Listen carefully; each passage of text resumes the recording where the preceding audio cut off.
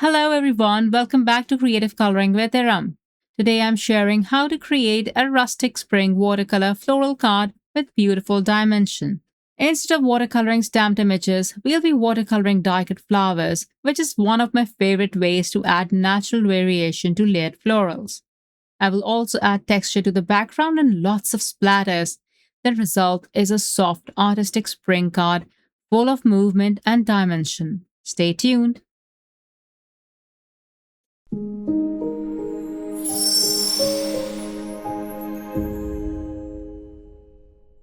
I will use the Darling Dahlia layering die set for my project, and I have already die cut several flowers from watercolor cardstock.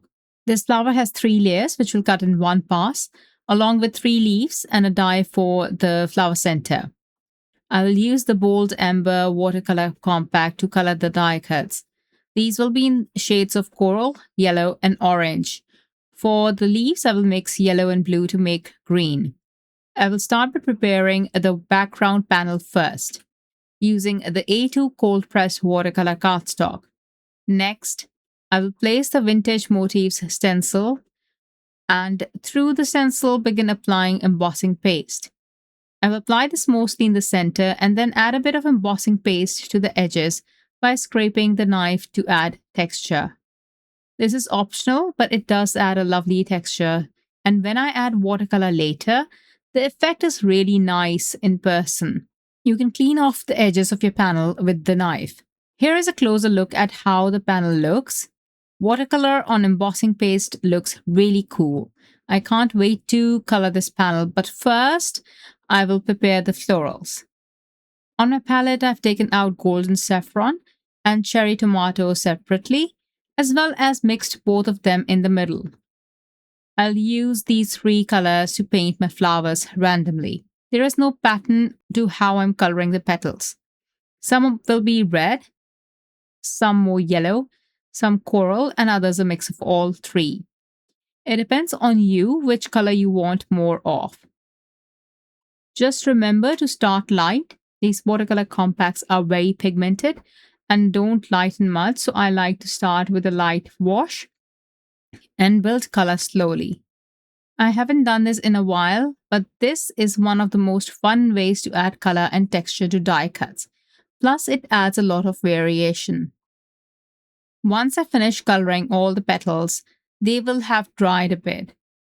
I will then use the leftover watercolor to add splatters for the texture I mentioned. If you prefer plain flowers, you can skip this step. For the leaves, I'm mixing golden saffron with indigo sky to create green. Adding more indigo sky gives a deeper shade for subtle shading. Apply the watercolor to the leaves, just like we colored the flower petals. Once the flowers are shaped and layered, they create really beautiful dimension on the card. So use the petal shaper tool to shape the flower petals. For the first layer, move the tool from the top side of the petal toward yourself or away from yourself, whichever works for you. This will create cupped petals. For the second layer, flip the petal and repeat the same motion. Flip it right side up so the petals face outward. Then press the center of the flower with the tool again. For the topmost layer, repeat the same as the first layer to form cupped layers. Then adhere the layers together. Use the leftover paint to paint the flower center yellow. As I mentioned earlier, the watercolor looks really nice over this textured surface. So let's start adding color by applying water to the panel and dropping in the leftover pigment. Use the same 3 pigments and randomly add them. Remember to leave some areas white. You'll notice I started diagonally, but you don't have to do that. My initial plan was to create a diagonal floral arrangement, but I changed my mind since I already shared that during the release hop, and I thought I should make something different. When you're satisfied with your background, you can stop. I added a little too much color. I forgot that this paint doesn't lighten as other watercolors. So once the panel dried, I used Cloud White Pigment Ink pad and swiped it over the textured surface. After this, I added black splatters using the carbon black gouache. Then start arranging the flowers, adhering them with glue and a couple with foam tape. Next, cut a 4 by ½ inch wide strip. Leave about 3/4 from the right and stamp your sentiment.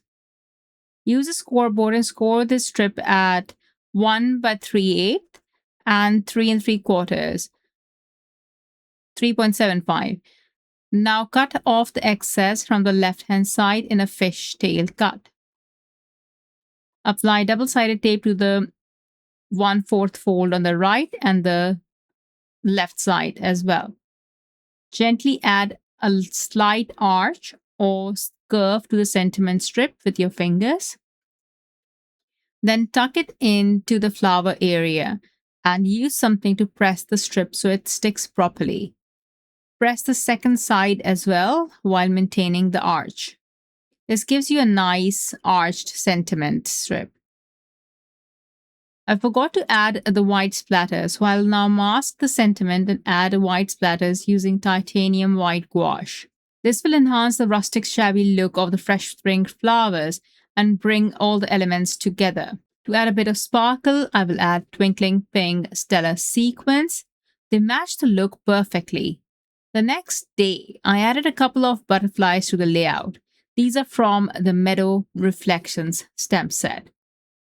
I hope you enjoyed today's project and found some inspiration to try watercoloring your die-cut flowers.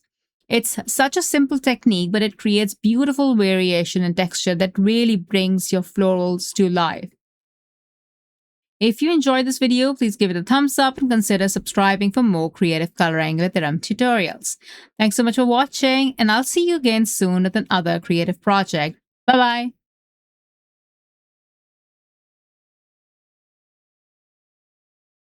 Hello there! Did that video just spark your creativity? And do you want more project ideas and inspiration videos too? Well, if you do, please make sure that you subscribe to the Altenew YouTube channel.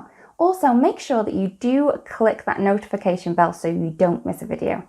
Thanks so much for watching. Bye bye!